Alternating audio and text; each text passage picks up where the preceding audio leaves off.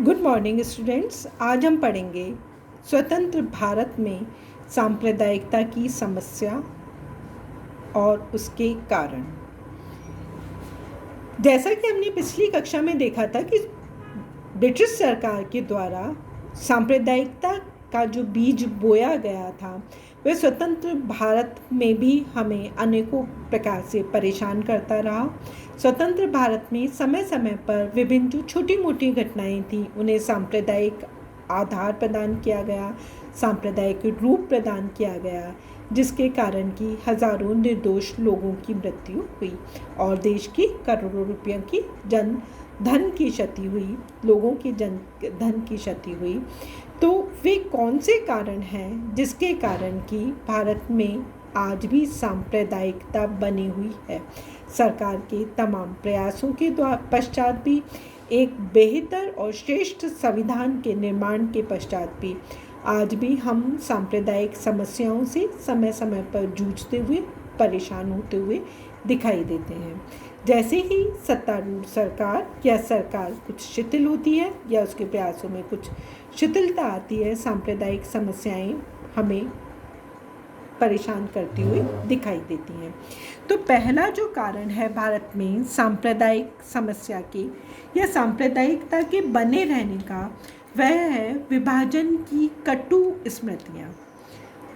British सरकार के द्वारा बिना किसी संगठित या सही प्रयास के भारत और पाकिस्तान का जो विभाजन कर दिया गया और उस विभाजन के कारण जो हजारों लोगों की इज्जत या जीवन समाप्त हुआ, लाखों लोगों को अपने अपने घर, अपनी संपत्ति, अपनी स्मृतियों को छोड़कर एक शरणार्थी की तरह से एक स्थान से दूसरे स्थान पर जाना पड़ा। वे विभाजन की कटु स्मृतियाँ आज भी लोगों को परेशान करती हैं और सांप्रदायिकता को उत्पन्न करती हैं।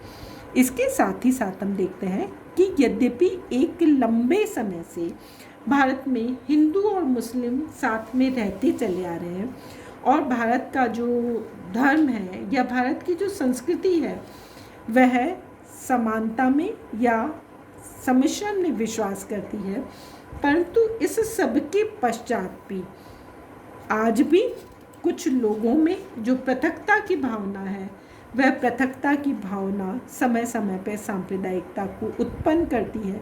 ये पृथकता की भावना संदेह को उत्पन्न करती है, अविश्वास को उत्पन्न करती है और ये पृथकता की भावना सांप्रदायिक समस्या के रूप में हमें दिखाई देती है। इसके साथ ही साथ हम देखते हैं कि भारत में भी एक वर्ग जो बहुसंख्यक हिंदुओं का जो एक वर्ग है वह आज भी हमें कट्टरता से ग्रस्त दिखाई देता है। वह दूसरे वर्ग पर, दूसरे संप्रदाय पे विश्वास नहीं कर पाता और यह कट्टरता भी भारत में सांप्रदायिकता का एक कारण रही है। इसके साथ ही साथ पाकिस्तान के जो भड़काऊ भाषण होते हैं, वे भड़काऊ भाषण या जो वहाँ पर विभिन्न जो संगठन चल रहे हैं जो सुनियोजित रूप से भारत को कमज़ोर करने की कोशिश कर रहे हैं, वे भी भारत में सांप्रदायिकता का कारण बने हैं। इसके साथ ही साथ भारत के अंदर हम देखते हैं कि सरकार भी कभी कभी समस्या को सुलझाने के स्थान पर टाल देने की प्रवृत्ति अपनाती है। वे किसी एक वर्ग को, वह कठोर कदम उठाकर किसी एक वर्ग को नाराज़ नहीं करना चाहती और यह जो तुष्टीकरण की नीति है यह भी सांप्रदायिकता का एक कारण बन जाती है। इसके साथ ही साथ वोट की राजनीति या जो समुदायवाद मतदान है, अर्थात किसी एक वर्ग को अपने साथ में रखकर अपनी जीत को सुनिश्चित करने की जो योजना विभिन्न राजनीतिक दल बनाते हैं, वह भी सांप्रदायिकता को उत्पन्न करते हैं। इसके साथ ही साथ जो विदेशी घटक है वह भी, या जो विदेशी धन प्रदान किया जाता है देश के अंदर इन संप्रदायों को विकसित करने के लिए, इनमें संकीर्णता की भावना उत्पन्न करने के लिए इन्हें हथियार, शस्त्र इत्यादि जो प्रदान किए जाते हैं वह भी सांप्रदायिकता को बनाए रखने का एक कारण बनते हैं।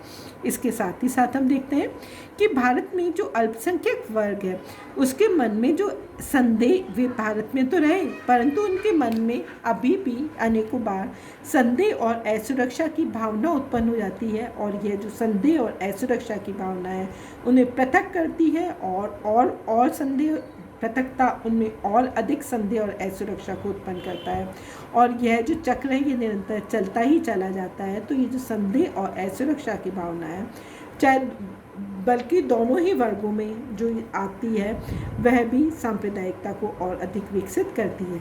इसके साथ ही साथ कुछ जगहों पर किसी विशेष वर्ग को जो आरक्षण प्रदान किया जाता है और उस आरक्षण से जो आक्रोश उत्पन्न होता है या जो संदेह उत्पन्न होता है, जो असुरक्षा उत्पन्न होती है, वह भी सांप्रदायिकता का एक कारण बनती है।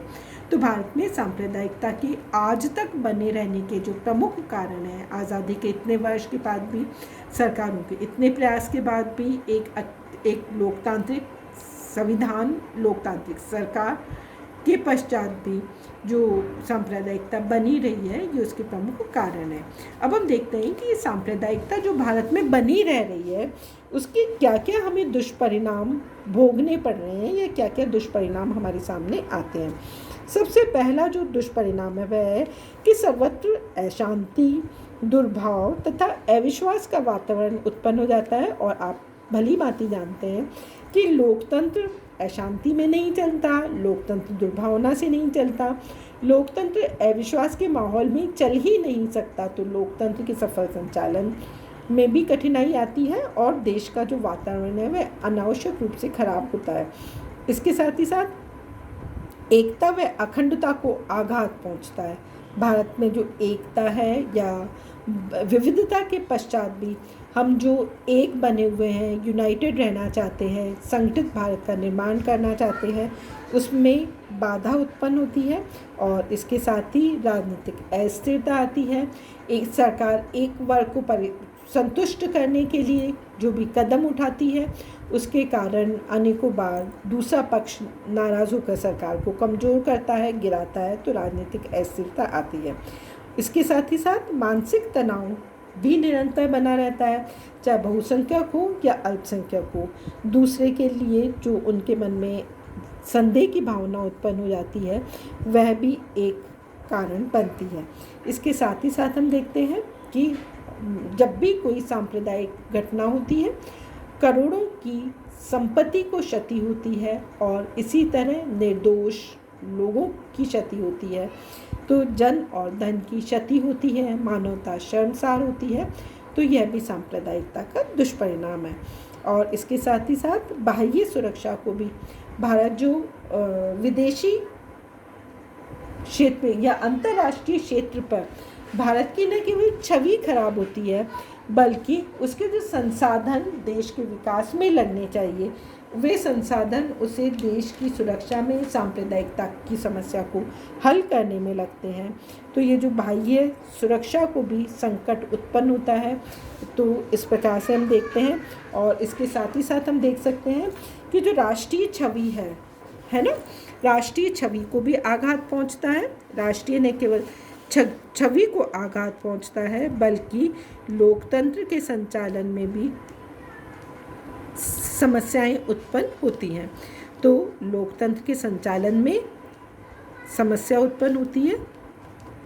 ये प्रमुख दुष्परिणाम है भारत में लोकतंत्र सांप्रदायिकता के बने रहने के कारण। अंतर्राष्ट्रीय छवि को सुधारने के लिए और लोकतंत्र के सफल संचालन के लिए हमें सांप्रदायिकता की समस्या को हल करना ही होगा। Thank you, students.